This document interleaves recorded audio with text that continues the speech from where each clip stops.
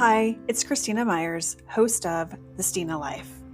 In this episode, we're going to dive into the May energies and talk about the key astrological events, and also discuss how many of us are closing out the karmic cycles we came to Earth to complete. Let's get into it.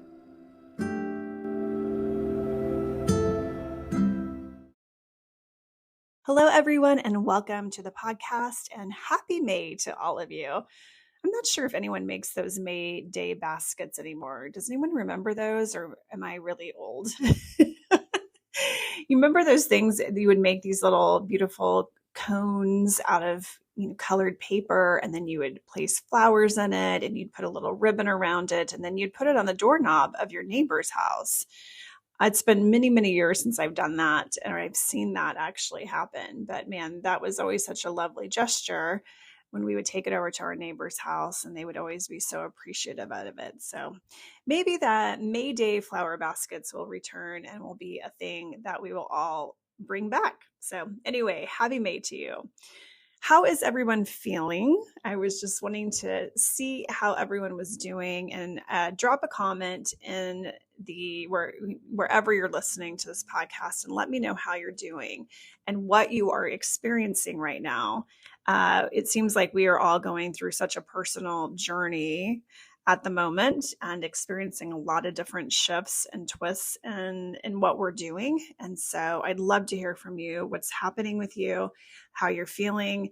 And also, if you have any questions about what's going on energetically, we are definitely going to dive into the May energies and what to expect today on the podcast. I feel that we are all on our very unique and individual journeys right now. In fact, many of us have been in what I would consider hermit mode. We have been staying very still, very quiet, very inward focused, so that we can do the reflection and have the reflection time to really begin to understand ourselves at an even deeper level than we already do. And this has been a really important period for many of us to have this time, this stillness, to be able to go even deeper within ourselves. And the past 6 to 8 months have been a deep shedding process. We have had layer upon layer of our energetic systems that have really been unfurling and leaving us stripped down to basically bare bones. We are in a process of reinventing not only ourselves, but also collectively, we are seeing a reinvention happening. We are seeing Mother Earth also reinventing herself.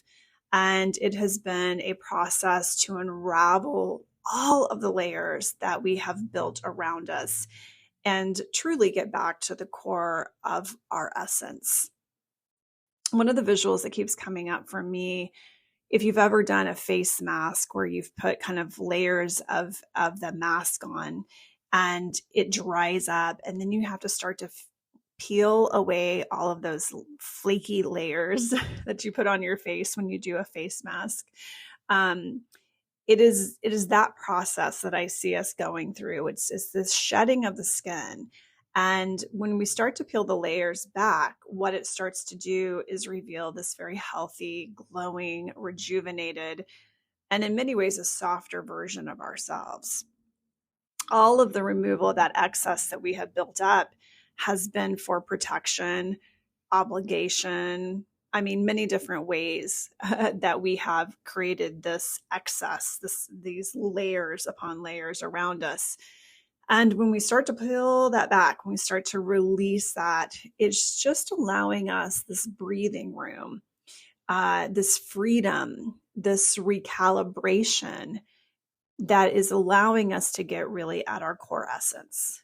And this is exciting, very exciting time that we're in, because it feels to me personally that there's the light at the end of the tunnel, that we have started to emerge from a time where we are shifting from completing and coming in to take care of a lot of the business that we agreed to take care of, and then really coming in now and shifting into a time of just being and allowing ourselves the time to really enjoy life. And as we are moving into the month of May, we are beginning to emerge from that womb, that deep within the darkness where we have been truly ruminating and identifying the things that need to be released with love, truly with love, and with gratitude for the lessons it has provided to us, and that we are recalibrating so we can begin to move forward on a new path for ourselves.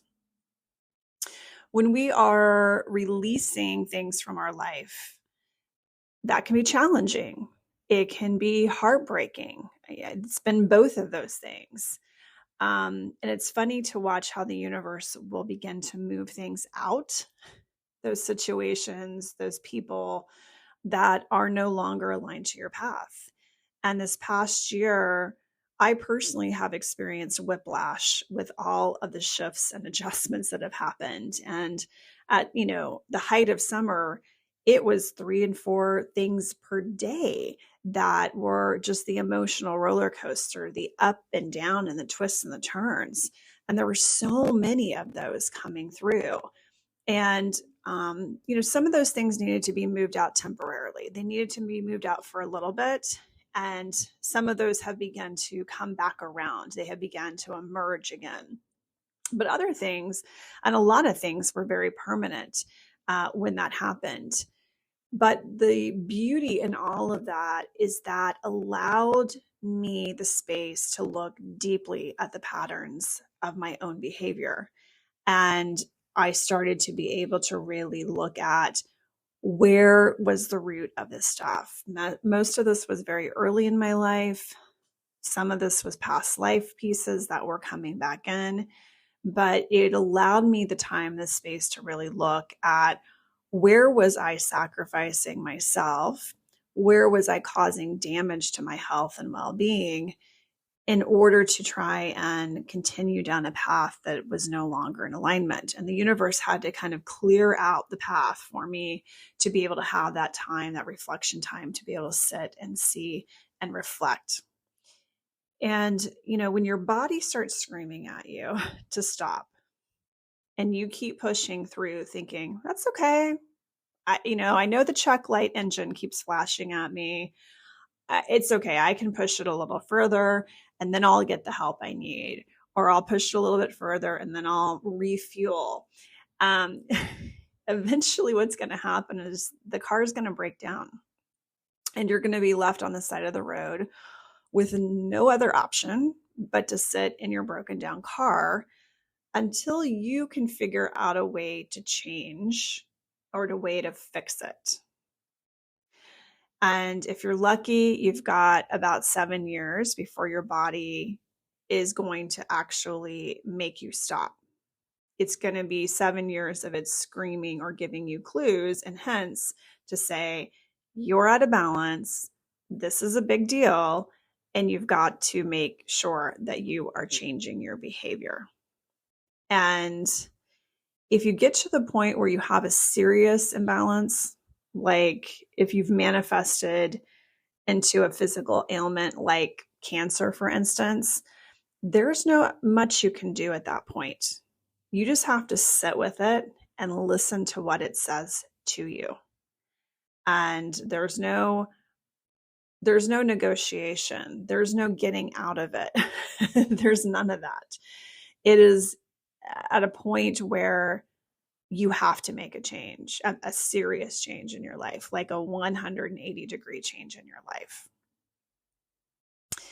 And when we start to have these moments where we start to have our systems giving us hints, it's a clue to look deeper at what is happening. And if you've got something coming up, say in your organs, for instance, one of your organs is out of balance, and that comes into your awareness, remember that our organs hold stories. And they're going to tell us everything that we need to know about what is out of balance in our life and what it specifically needs, you specifically need, in order to get back in balance. And we have to be open and willing to listen and understand what's happening. Where's the root issue? What is causing this to come to the surface? If you're familiar with Dolores Cannon's work, she would say that humans are not meant to be sick. If we are sick, it means that something is out of balance that we must address. And when I experienced this recent health issue that I've talked about in the last couple of podcasts, what came to the surface is that it was tied to my pancreas. And when I was told, oh, we actually have an issue with an organ, as a practitioner, I was like, okay, yeah, we got a serious thing. Something under the surface that I haven't fully worked through is still there for my attention. And so when I looked further into it and understood the energetics around the pancreas, it came to my awareness exactly where I was out of balance. And the big thing is that I was not enjoying my life. I was not savoring all the sweetness of the things within my life. And I had also been feeling very under-nurtured. And that all stemmed from this overwhelming feeling of responsibility that I have carried through many lifetimes. Also, the responsibility that I was placed into more of an adult role very early in my life, that I had to kind of take a back seat and also be the nurturer and the protector very early in my life. And so when you're put into a position where you take on a lot of adult responsibilities, a lot of adult emotions very early in life, it does not leave a lot of room for play. And I know that I need and desire and crave more playtime, more fun, more savoring of those sweet things in my life. And so this is where have been at a fork in the road moment, where the reevaluation of the things that I'm doing in my life are allowing me to have this adjustment period to start to really focus in on go and play, go have fun, go enjoy yourself, go laugh, go enjoy the moments and savor all of the things and get the zest back in your life. Stop having to feel responsible for taking care of everybody else or feeling like you're the adult in the situation, and go and play and savor every moment of this life, because this is special and you're here to have that time to play. And we forget that, right? We get very wrapped up in all of the adult things that we have to do, and we forget the moments to play. So this is an important period. This is an important pause for all of us to really look at, where do we have these imbalances? And the universe is supporting us within these components. So as we move into this energy that is revitalizing, it is helping us to have this revitalization moment. And for those of us in the Northern Hemisphere, this is the perfect time, because we are moving from late spring into the early summer energy. This means longer days, more sun, more color. The flowers are blooming. The birds are chirping. I have a beautiful mama bird on my back porch who is, nesting right now and getting ready to hatch little chicklings, little lovely birds. And it's so fun to go out every day and see her working so diligently and hard and being such a good mama. I talk to her all the time and say, you're such a good mama. She's so sweet. So this is the revitalization. This is the rebirth. This is truly a re-time, reevaluating, redoing, relooking at everything and revitalizing your time and your focus and where you want to moving forward.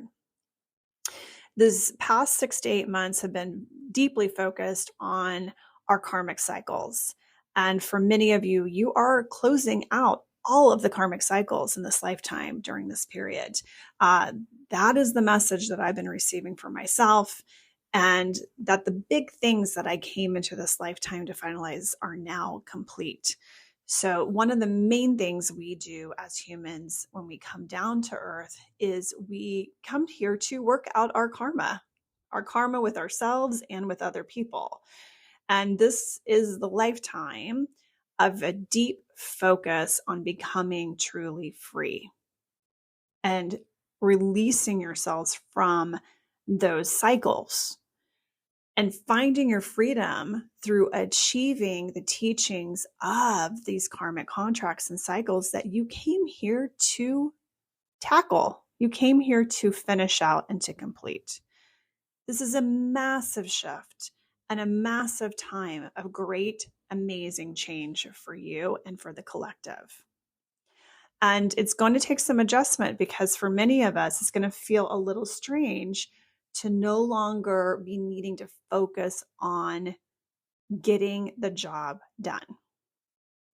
And instead, you get to shift and turn all of your attention on yourself.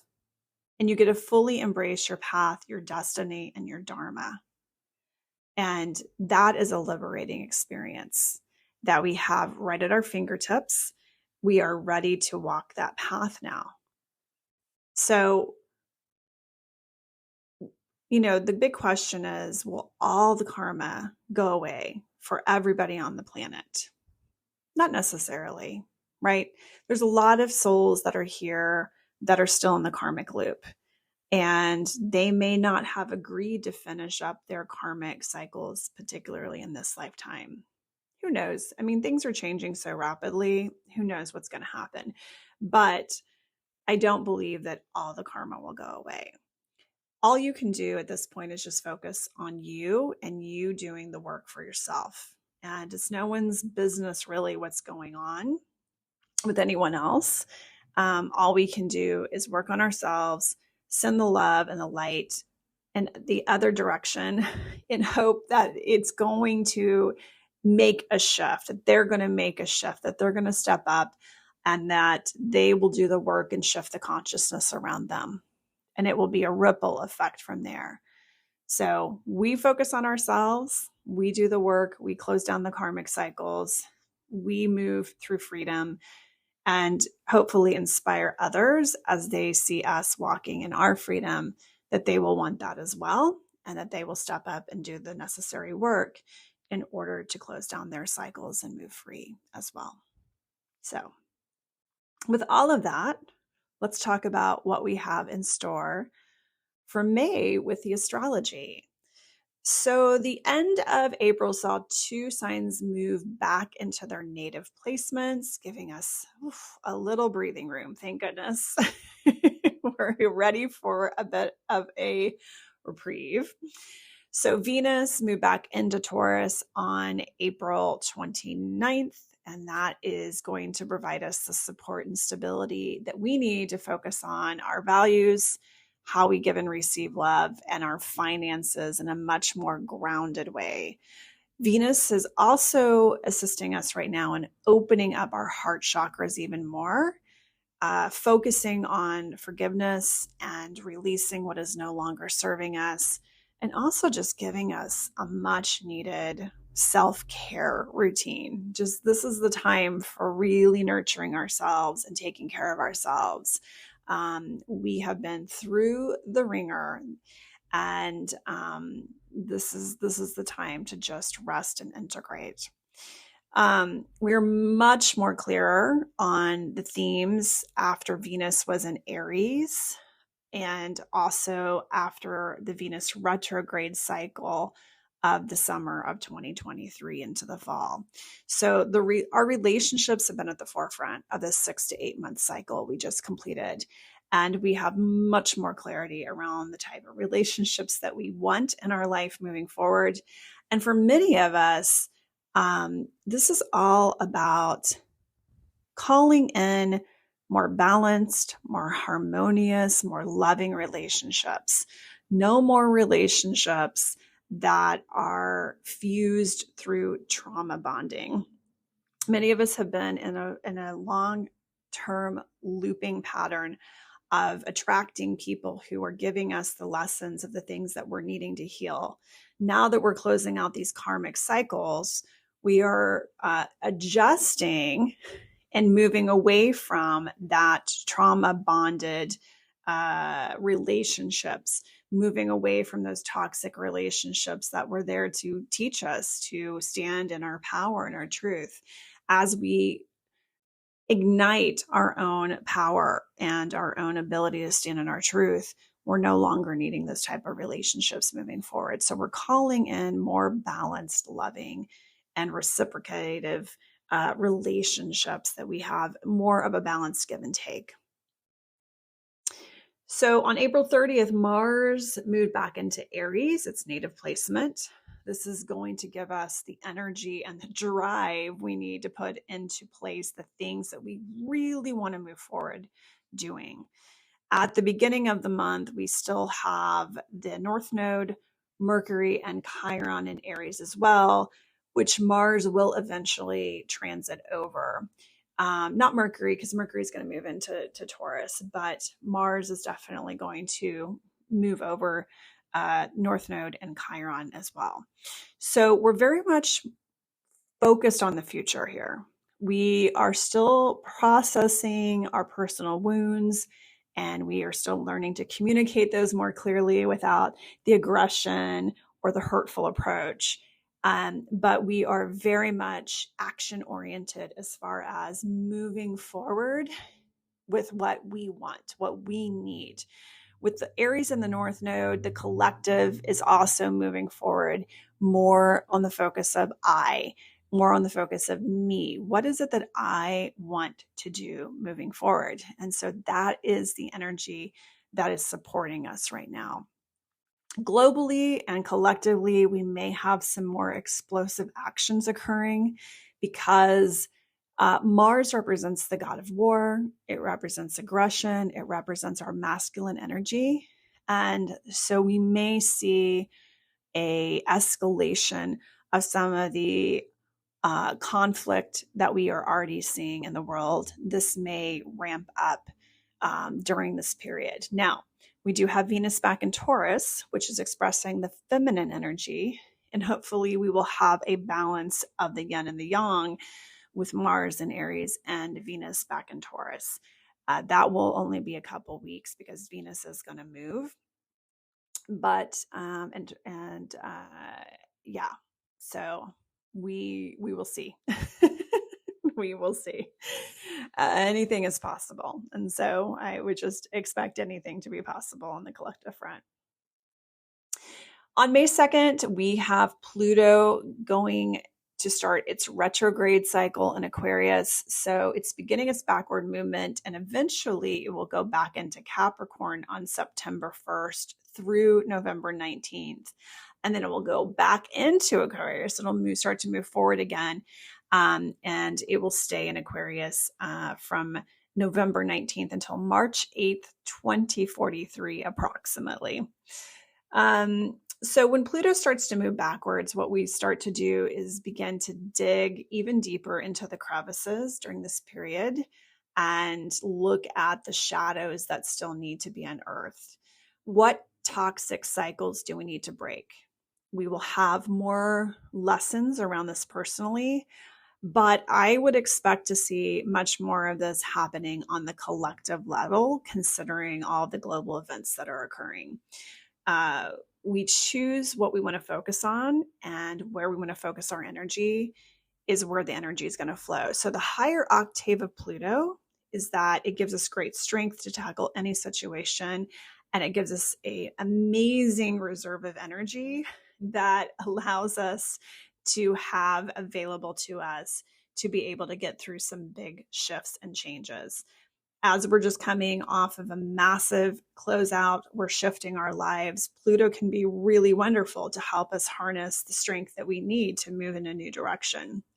So if we focus on the higher octave energy of Pluto and set the intention to release anything else that needs to be transmuted, so you don't have to carry these burdens anymore, and that you can align with where you want to go and align with your higher self, that is going to be utilizing the energy at the highest level. So we're not stuck in this toxic, unearthing, continuing to unearth. We kind of need a break from all the unearthing. So focus on the higher octave and transmuting that energy very quickly so you're not stuck in it.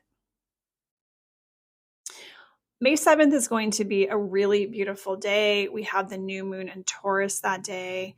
This can be such a lovely new moon when it comes to setting your intentions around bringing in stability and success to your life.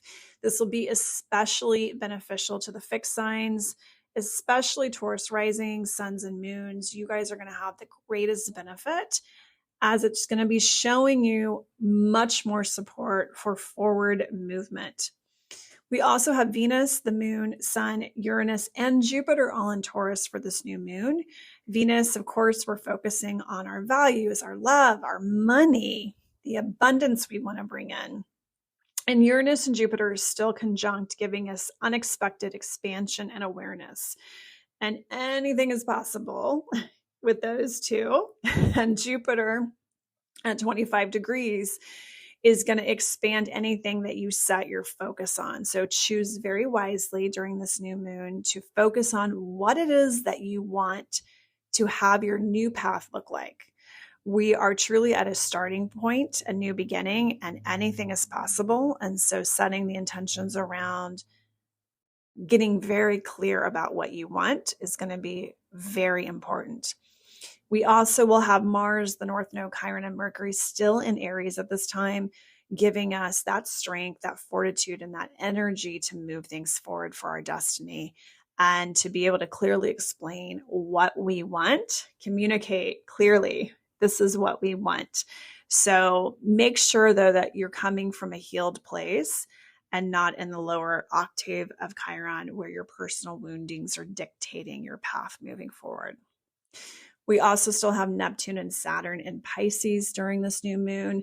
That's giving us much more discipline around our spiritual path and breaking down the illusions that may be around us. So this is much more grounded, practical new moon.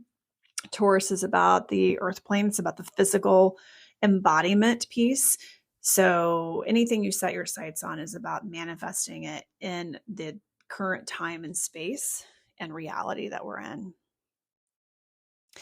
So moving on, May 15th, Mercury will enter Taurus at that time.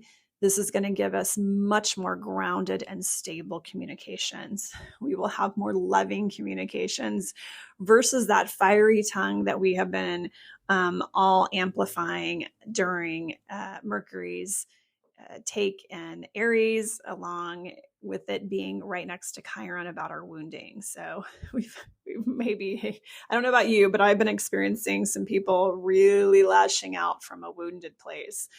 So it's been fun to watch what's happening with Mercury and Aries next to Chiron. The next big event is going to be May 20th. That's Gemini season is beginning on May 20th. So we're going to leave our grounded earth energy and we're going to move into air. This is going to bring much more momentum and forward movement. Gemini can be a little scattered because it's got its fingers in a lot of different things. So we have to be very careful about keeping our focus on the things that we want to focus on versus getting off course and seeing a shiny object and going that path for a little bit. So just try and keep your sights very clear as you set your intentions for that new moon on the 7th. So when Gemini season begins, you can continue to move forward and harness that forward energy, but still focused exactly on what you want. Then on May 22nd, Venus is going to leave its steady and stable home of Taurus, and it's going to move into Gemini. This is not great for her. She's not super comfortable, as we can get in some unsteady territory just because Gemini is all over the place, right? And Taurus likes to be very much in its grounded, earthy, stable placement. So she's not going to be quite as happy. We also, on that day, are going to have the Sagittarius full moon. This is going to be on releasing and moving away from some of the things that don't bring us freedom. It's also going to be breaking away from some of these traditional structures like organized religion, higher education. This is the systems, these more traditional systems is what Sagittarius rules. And it also rules expansion. It also rules knowledge. And collectively, we are shifting away from these structures that have been built during the Piscean age. We are entering more of that I and me as the North Node is in Aries. So this is the age of self-realization. This is the age of self-sovereignty. This is the age of self-education. This full moon is going to be a big release from the things that make you feel constricted and the things that don't make you feel fully expansive and free. This has been a big theme for me. I have my North Node in Sagittarius, so I have really been focusing on where do I feel restriction in my life? Where do I not feel that I have freedom? And releasing the things that have made me feel constricted and not free. So this is going to be even more enhanced as we have this full moon. On May 25th, Jupiter is going to move into Gemini, and there will be greater focus and expansion around our communications and our thinking. Again, we are in an era of great conscious expansion. We are going to have even more realizations and aha moments that are going to allow us to see things from a different perspective. And this is the time where we're going to obtain the inner knowing, the inner knowledge that already resides inside of us and harness and implement it. Jupiter is wherever it's at, it's going to be, amplifying the energy. Gemini, again, all over the place, right? It can be a little bit all over the place. It is the jack of all trades and the master of none energy. This is Gemini. It has that dualistic piece to it with the twins. So we have to be very careful because there can be misinformation going out around this time. There can be I don't know if it's an over explanation. I wouldn't say that, but I would say that facts could get a bit muddled over in some ways. Gemini does like to be in the weeds at some point, but it's almost as though it's not as important. Some of the information is not as important. It's really, we want to look at the bigger picture of things at this time as well. And Jupiter is helping us to expand to that 50,000 foot view. So this is going to be interesting. Jupiter and Gemini is going to be interesting. So overall, May should be a pretty lovely month. Obviously, we always have transits that are going to create some sort of movement, change of direction, and change of consciousness. And while we're still going to experience some of that, shakeups and realizations about ourselves, about what's going on collectively, we really have this amazing opportunity to truly nourish ourselves, especially the first half of the month. We have this amazing opportunity to truly nourish ourselves and set our energy and our sights on what it is that we want and focus back on really stepping into who you are at your core as we're closing out these karmic cycles, as we are getting those released and we're able to have a fresh, clean slate. This is a happy, abundant, forward-thinking time for all of us to harness those energies and fully step in to what it is that you want, what lights you up, what zest for life are the things that you want to focus on. What is the joy and the abundance and the fun that you want to have? And this is really the focus of May. So enjoy all of it. Enjoy the change of weather. Enjoy all of the energies that we have waiting for us. We are truly on this new path the precipice of such amazing opportunities in front of us, and also great change, which is very much needed. So enjoy the rest of your May. I'm sending you all the love. Take care.